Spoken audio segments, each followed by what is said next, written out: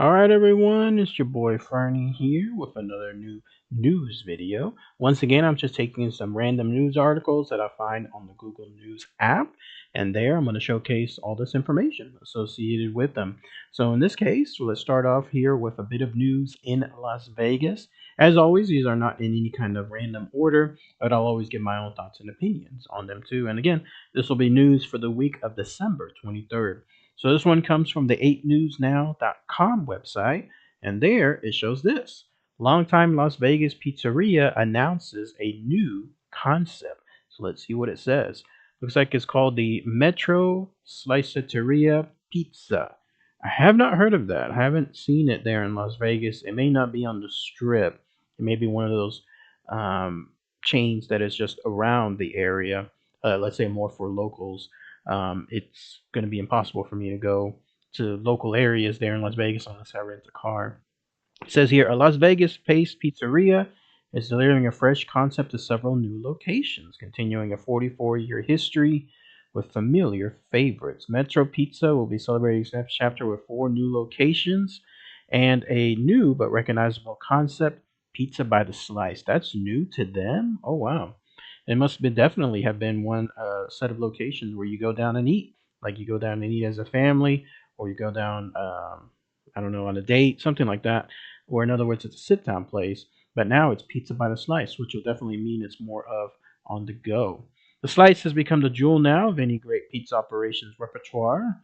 Sam Facchini says we want that to be kind of like a small gift wrap package. Renderings for the first Metro Slice Sliceria, I like that name, Sliceria, show an indoor and outdoor space at the Bend Shopping Center. So there it is. You can buy it by the slice. The only place I know of here where I'm at, you can buy it by the slice is at the mall. If you go to the mall there, they have a Sbarro's, and you can definitely buy them by the slice. It's a New York style slice. So I'm wondering if that's what it's copying here. Otherwise, all the other places, Domino's, Papa John's, Pizza Hut, you'll never be able to buy them by the slice. But the closest you have is Pizza Hut with their tiny pizza. What's it called? Pan? No, not pan pizza. The name escapes me right now, but it's a smaller pizza, almost like the size for one individual. That's one part of town we've never been in yet. We're really excited about getting to build and open out there. Sliceria will offer slices from around 15 different types of pizzas. By the way, a little trivia on pizza by the slice.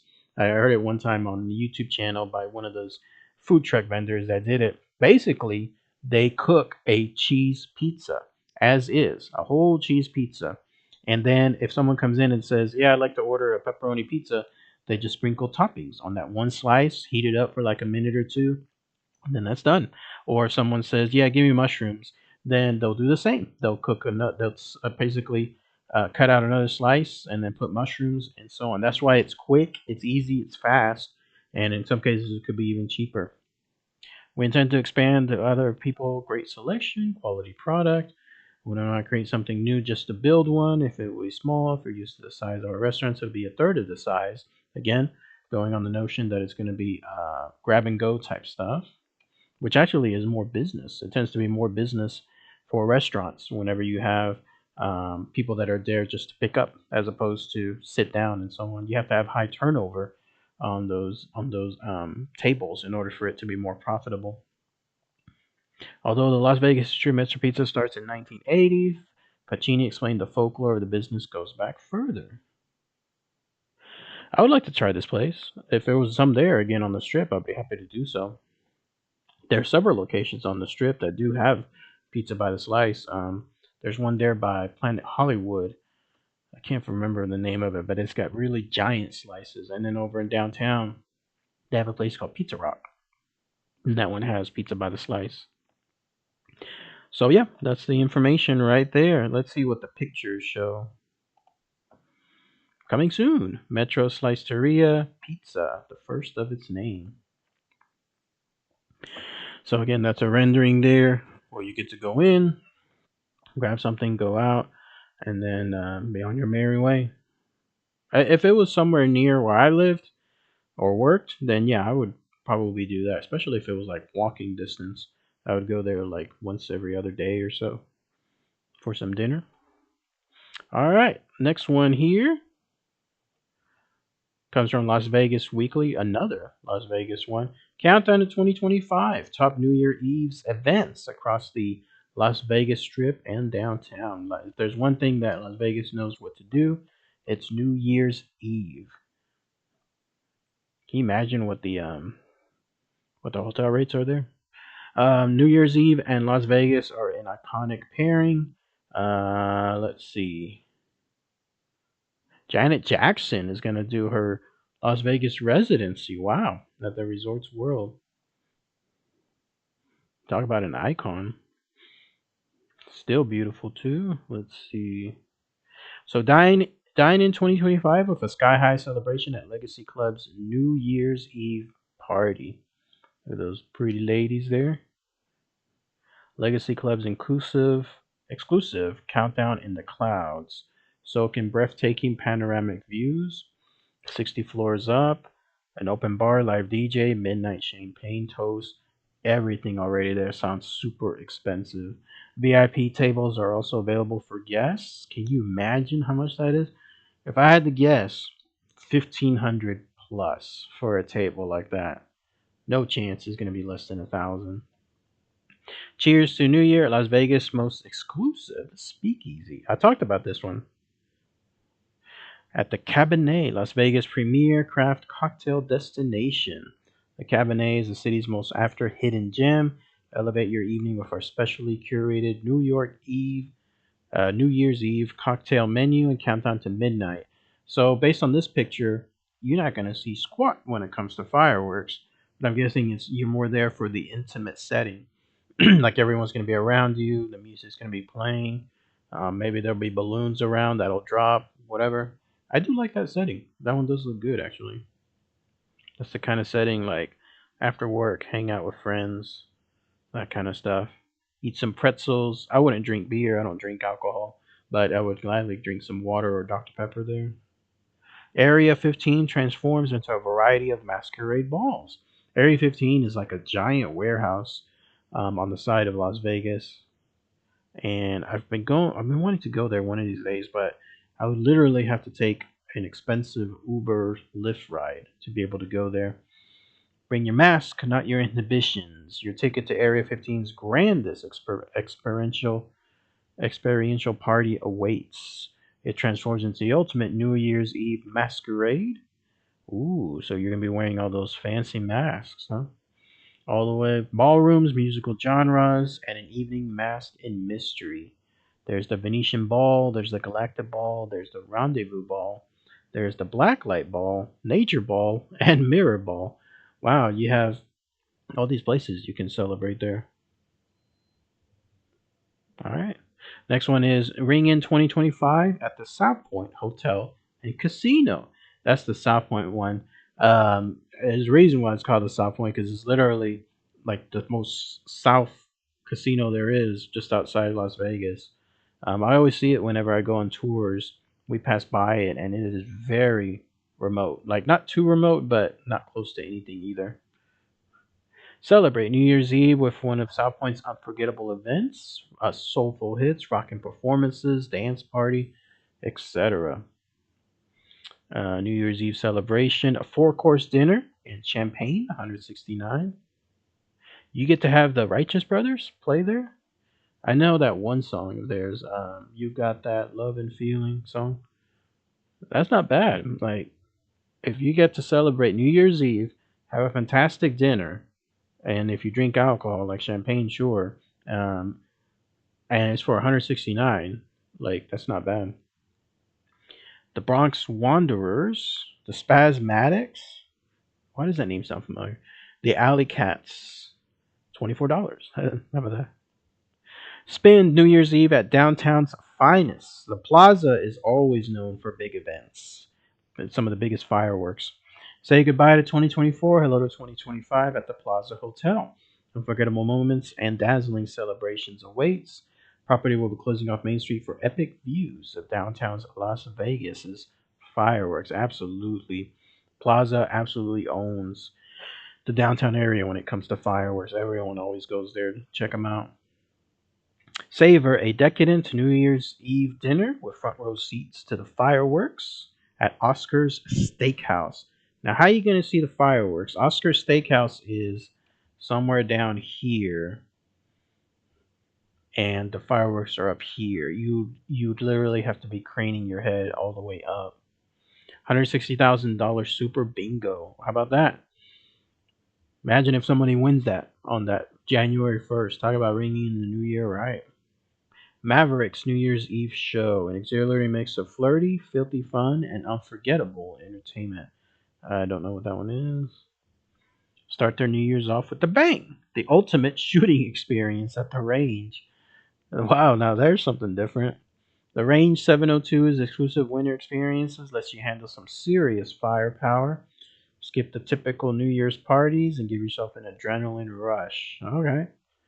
So anybody that wants to shoot a bunch of big guns there at in Las Vegas on New Year's Eve, there you go.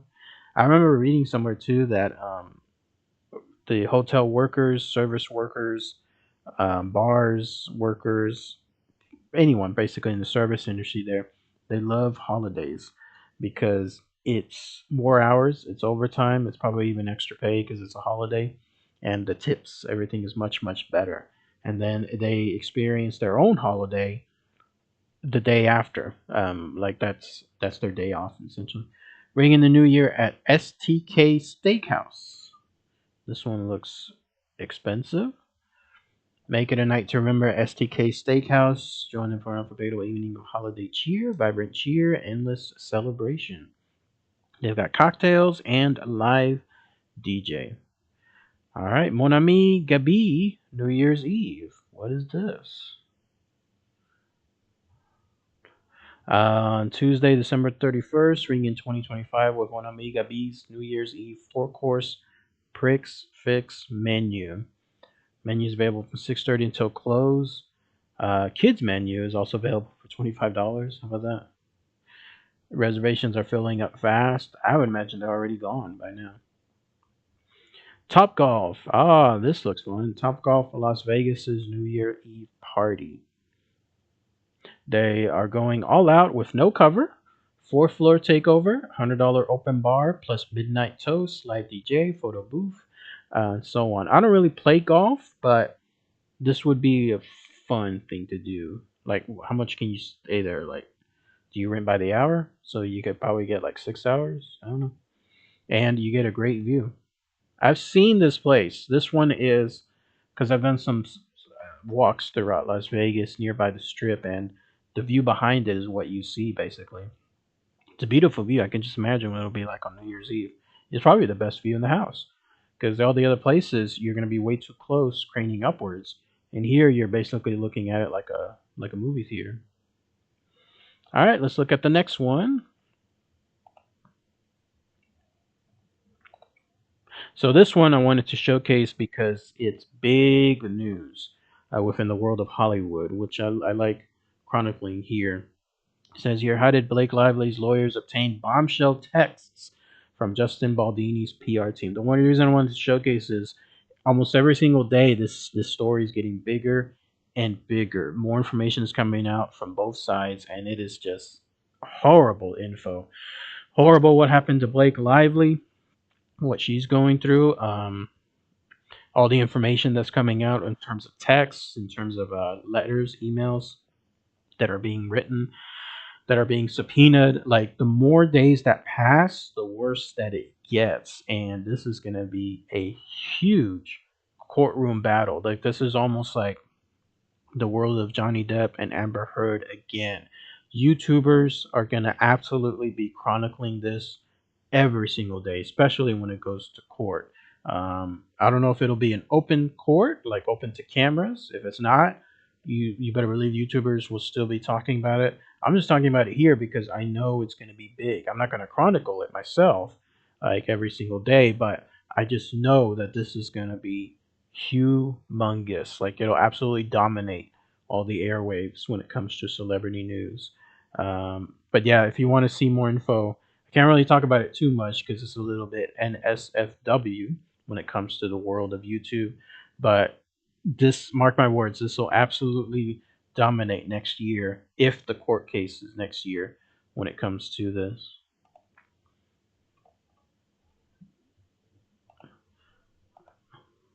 Deadline says Sonic the Hedgehog 3 headed to $9 million Monday, and Mufasa at 7 million, Wicked 4 million. You know, I like talking about box office news. Oh, look at this. Alec Baldwin's Rust manslaughter case finally over as prosecutor withdraws appeal. Another example here of a celebrity case that took over a lot of news. Holiday moviegoing may begin in earnest in Christmas, but we can't ignore that the K-12 schools are off today. Paramount Sonic the Hedgehog 3, after coming in lower than expected at 60.1 million on opening weekend, will continue its rally at the box office at 9 million. Who knew that there's an audience for Sonic the Hedgehog? The fact that there's three movies, it's doing well. It's like the audience for Venom. How there's three movies there. It's like the audience for the MonsterVerse too, with the Godzilla movies and the King Kong ones. They're not making Avengers money, like crossing over a billion, but they're not doing horrible either. They're consistently doing $500 million plus type movies, and that's profitable enough. Universal's Wicked is eyeing 4 million today after a 14.1 fifth weekend. Wow, it's almost going to be $400 million by the holiday weekend. That is humongous. How much has Sonic made? Oh, it doesn't say the total. Moana 2 is doing 4 million on Monday. Nosferatu, I keep seeing ads about that. Like whoever is doing the marketing for it is absolutely just going galore. So yeah, that's the news associated with Sonic the Hedgehog 3. It looks like it's still doing good business. Anyone gonna go see that Sonic the Hedgehog movie? I haven't seen any one of them.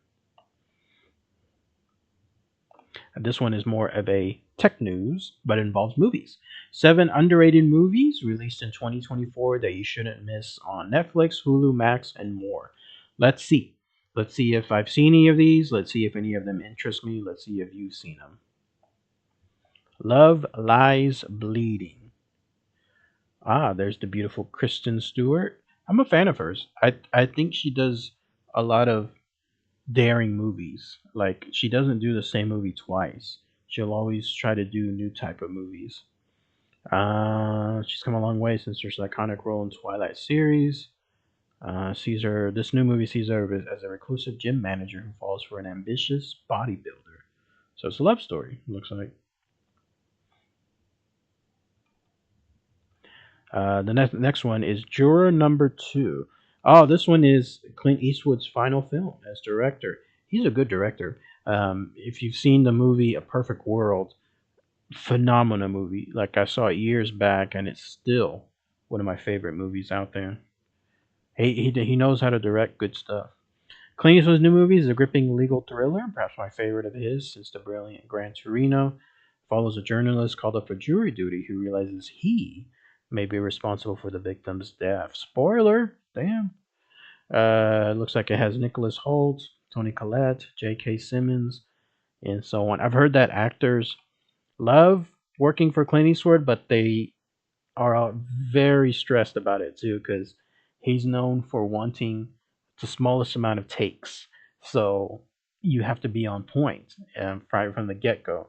And he'll mention it. He'll say, I hired you because you were the best. Like, prove it to me. That type of stuff.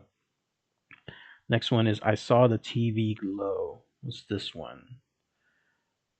It's a favorite A24 movie of the year. It's a horror. It doesn't say what it's about. Anyone know what this one is about? Looks like it's horror related, like paranormal or something. Movie follows two teenagers who bond over a campy supernatural TV series, and they realize something isn't quite right. All right. Joy. What is this one?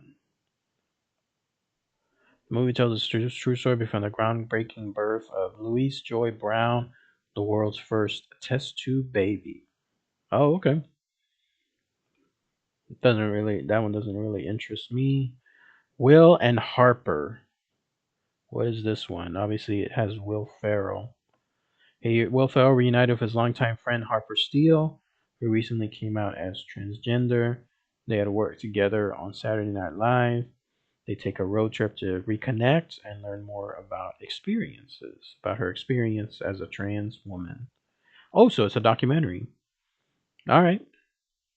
So if you're a fan of Will Ferrell, um, looks like it's on Netflix, yo. La Chimera. This period drama hasn't been talked about nearly as it should. They get involved in an international network of stolen artifacts during the 1980s. It's one of those beautiful movies you'll ever watch. So if you want something with gorgeous cinematography, you will certainly find it here. The story is funny, sad, and compelling. All right. Daughters, starring Natalie Ray and Angela Patton. This important Netflix documentary, another documentary, is available worldwide, and that's good news because I think as many eyes as possible should be on this one. It follows four young girls as they prepare for a special daddy-daughter dance with their incarcerated fathers as a unique fatherhood program in Washington, D.C. All right, so these are the list of films that this author thinks everyone should watch. In other words, don't miss them there. Underrated movies.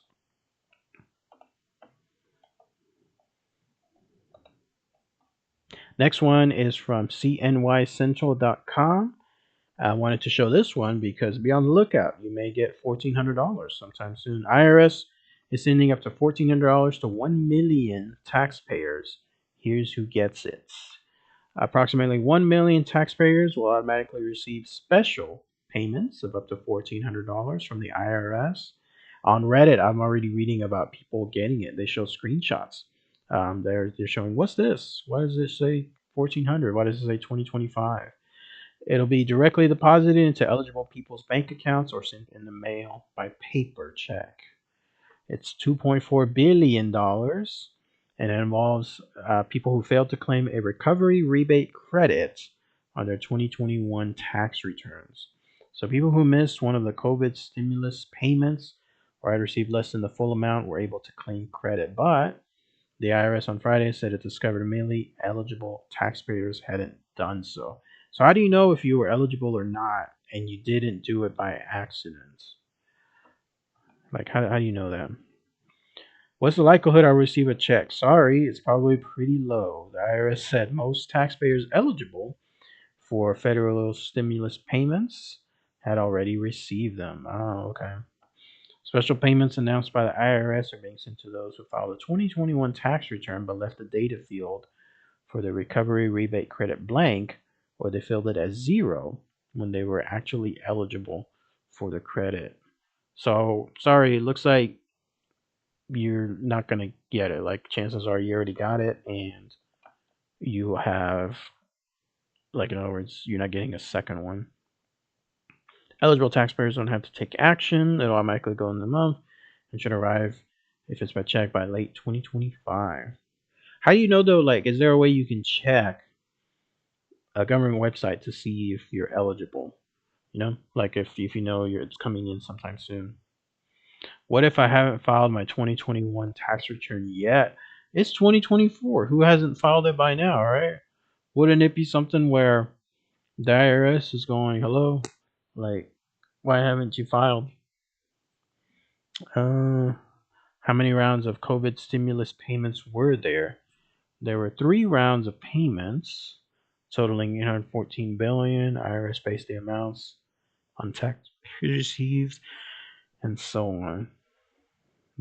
March 2020 was 1,200. December 2020 was 600, and March 2021 was 1,400. Okay. Well, I just wanted to share this in case anyone thinks that they could get it. Then these are some previews for it. Next one, I wanted to show this on the world of business. Honda and Nissan confirm plans to merge into third largest automaker. That's huge. Here you're going to have two giants in the automobile industry that are going to be merging into one. Wow. Automakers today announced the signing of a memorandum of understanding, which includes Mitsubishi's potential involvement. So it's going to be 3 of them? Earlier this year, Honda and Nissan also signed an agreement that focused on jointly developing electric vehicles and automated softwares. Talks arise as Nissan continues to struggle financially. I read about that on Reddit too. Like Nissan is in a big slump right now. Um, the company has previously announced its intent to reduce its workforce and restructure its corporate layout. And the CEO reduced his salary by 50%. Out of the next 6 months, the automakers will discuss merging their operations and so on. Makes me wonder if they do finalize it, are they going to keep both names? Or is it going to be something where they'll still operate as separate companies just under one? But that's big news. Big news in the world of automobiles. And the last one is this. NBCnews.com. TSA finds surprising number of prohibited items in a woman's bag, including 82 fireworks and 3 knives. So yes, it's a hindrance right now going through TSA anywhere, like at the airport, whichever airport you use. But this is why. This is what they found in the lady's bag. Look at all this fireworks. Look at all those knives and so on. In Terminal 4 at Los Angeles International Airport, a TSA officer flagged a carry-on bag with 82 consumer-grade fireworks, 3 knives, 2 replica firearms, and a canister of pepper spray. Look at all that. That was in the bag right there. So, yes, like it's an annoyance, it's hindrance. You're surrounded by people. You're walking through the line, sometimes slowly, sometimes quick, but if it catches stuff like this, by all means. So what was this woman doing? Like, did they really think that that would be allowed? Like that would happen? Incident unfolded at about 10 p.m. 10:15, December 15, when Transportation Security Administration officers flagged a woman who had put her carry-on bag through an X-ray machine at Terminal 4. They were shocked to find the bag contained all that stuff. It wasn't immediately clear whether the traveler was arrested or barred from boarding her flight. Wow. Travelers should have followed TSA's tried and true advice. Unpack your bag before you pack it to ensure you don't bring any prohibited items to the security checkpoint. Passages or travelers to be particularly mindful this week as millions of holiday travelers clog airport security lines in settings that are already busy enough. We're in the midst of holiday travel season. Checkpoints will be busy everywhere. Absolutely. I see those pictures on Reddit too. Thus, an incident serves as a reminder to all travelers to double check the contents of your bag prior to coming to the airport.